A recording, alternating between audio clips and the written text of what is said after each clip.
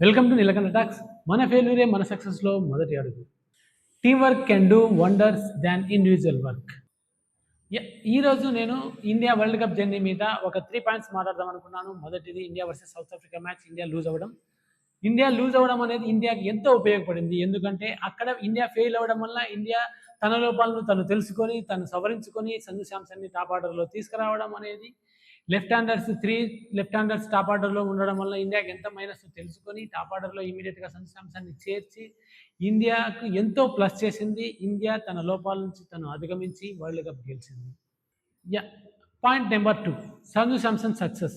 సంజు శాంసన్ ఇమీడియట్గా సక్సెస్ అవ్వలేదు. తనకు తెలుసు తను ఆల్రెడీ కన్సిస్టెంట్గా స్కోర్ చేయట్లేదని, తన లోపాలను తను తెలుసుకున్నాడు.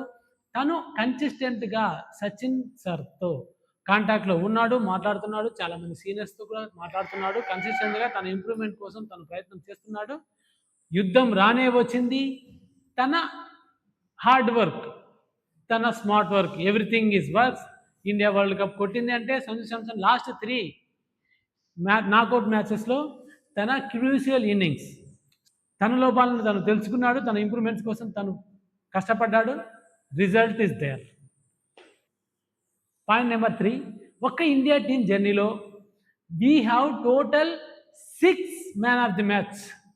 బాగా గమనిస్తే ఫస్ట్ నుంచి లాస్ట్ వరకు మనకు జరిగిన అన్ని మ్యాచెస్లో మనం టోటల్గా 6 different man of the matches విన్నర్స్ని చూసాం.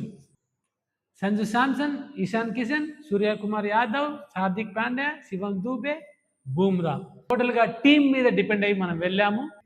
11 gangsters they went for cricket tournament world cup and they won the tournament.